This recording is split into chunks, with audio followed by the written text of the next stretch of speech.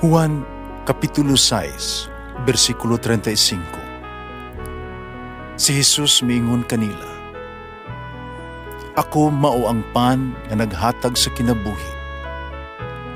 Ang muari kanako dili nagayod gutumon, ug ang mutuo kanako dili nagayod uhawon. Ang mga puno Pan sa kinabuhi. maglikon unta sa mong pagtuo ug gagakabi sa pagtuman sa imong mahal nga kasuguan.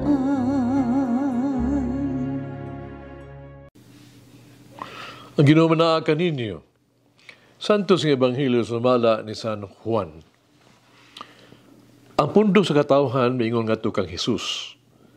Unsa mang milagruha ang imong ipakita kanamo, aron manuo kami kanimo. Unsa may imong buhaton o himuon. Among ang patigulangan nangaon sa mana dito sa kamingawan, sumala gayo sa giingos kasulatan. Kihatagan niya silagpan nagikan sa langit. Si Jesus mingon, sultihan ko kamo. Ang gihatag ni Moises kaninyo, dili mao ang pan nga gikan sa langit. Ako ang amahan, mao naghatag kaninyo sa matuo nga kalanon nga gikan sa langit. Kaya ang pan nga gihatag sa Dios mao siya nga nanaog gikan sa langit o naghatag og kinabuhi sa kalibutan. Sir, sila miingon kaniya, hatagi kami kanunay niining maong pan. Si Jesus miingon kanila, Ako ang pan nga naghatag sa kinabuhi. Ang moari kanako dili na gayod gutumon. Ang mutuo kanako di na gayod uhawon. Ang Ebanghelyo sa Ginoo. Pasalamati ang Ginoo kay siya maayo, ang iyang gugma mulungtad hangtod sa kahangturan. Pasalamati ang Diyos sa tanang mga Diyos, ang iyang gugma malungtaron.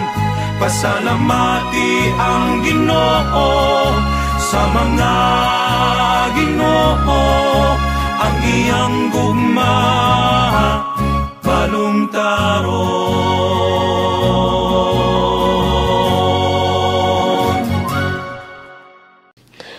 Sa usa ka international nga eskwelahan, ang pila ka mga estudyante sa grade 1 nagpadabonay na kon 15 ka mugna sa og favorite sign nga daw maong ang pinakamaayo. Usa ka Amerikano bata, usa gibuhon kay mitubag, ako ang paborito nga ilhanan mao ang dolyar. Kini pinakamaayo nga ilhanan tungod kay kini giila nga international nga kwarta sa tibuok kalibutan. Unya usa ka bata nga insect Chinese mingon, ako ang paborito nga timayan mao ang bandila sa China. Kini pinakamaayo tungod kay makita nimo ni bisag asa. Kini adunay marka gyud nga made in China. Unya usa ka Pilipino nga bata ang ipangutana nga sa iyang duha ka international nga amigo ningon, how about you? What is your favorite sign? Human sa mabuo nga panghupaw, ang bata mingon, ang akong paboritong ilanan, mao ang krus. Magigsoon si Ebanghelyo karong adlaw ba, ang mga Fariseo o mga eskriba na ngayon ilanan gikan kay Jesus, haron sila makatuo. Wala sila makontinto sa mga milagro nga ilang nakita nga gihimo ni Jesus sa ilang taliwala. Nakita ba nato ang atong kagalingon nga naglihok sa samang pagi? Kita gidapit sa pagsabot, una, ug labaw sa tanan, nga ang Dios dili usa ka sa lamangkero ang gitawag sa pagbuhat o pagtagbaw sa tuang kapritso o bisan sa atong pagtuo. Ikaduha, ang atong pagtuo kaniya mauunta ang atoang tubag nga mulungtad na nga ilhanan nga dugay na natong nadawat bisag wala nato kini gipangayo. Ang gasas kinabuhi nga niya ka nato karon nga atong gipahimuslan bisan pas tiliwala sa daghang ay problema nga mihampak sa tuang katilingpan. Ang gasas sa hugot nga pagtuo, ang gasas nga madawat nato nga iyang anak si Jesus sa Eucharistia, ang gasas sa mga relasyon, gasas sa trabaho ug uban pa. Kining tanan nindot nga matimailhan nga ang Dios kanunay nagatiman kanato ug ipasalig nga buhaton kini hangtod sa kahangturan. Kini mga timailhan kinahanglan mapakabuhi sa tong pagtuo ug mudasig kanato sa pagtrabaho alang sa usa ka mas maayo nga kalibutan. Nga mahimo nga timailhan usab sa gugma, paglaom ug pagsalig. Pahiyom nga mahimong nindot nga ilhanan nga Dios nahata karon uban kanato. Mag-ampo kita. Ginoong Hesus, nabanahaw ka sa bagong kinabuhi. Tagi ako og bag-ong mga mata na makaila sa imong presensya sa kalibutan sa akong palibot. Hita akong pananaw aron akong makita lapas sa ordinaryo mga paghitabo sa matag adlaw ug ngadto sa taragsaon nga kamatuoran sa imong grasya.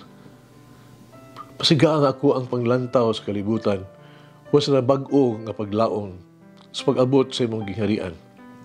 Pahumukang ako ang pananaw aron ako ang tan-awon ang uban sa matas nga lumo o kaluoy nga imong gipakita sa kadaghanan. Hinaot na matag adlaw ning panahon sa Paskos pagkabanhaw, maghatag og mga kadlit sa imong himaya. Sa imong sagrado ngalan, ako nag-ampo. Amen. Mama Mary, grant me the grace to forgive those who have persecuted or harmed me. Manalangin ang Diyos magagahom sa tanan, Amahan, Anak, Espiritu Santo. Amen. May the Lord of the divine mercy bless us all, heal us from all diseases and suffering. Ayun unta niya kita, tanang mga sakit na sa lawas o sa kalag, body and soul. In the name of the Father, the Son, and of the Holy Spirit. Jesus, I trust in you. Amen.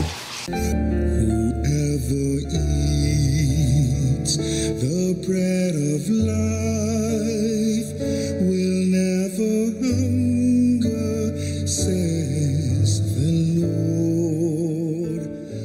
Kay galaan inyong nabati ang pagpaambit ug hamubong pamalandong sa pulong sa Dios pinaagi sa tulumanon pan sa kinabuhi nga gidumala ni Monsignor Daddy Silva.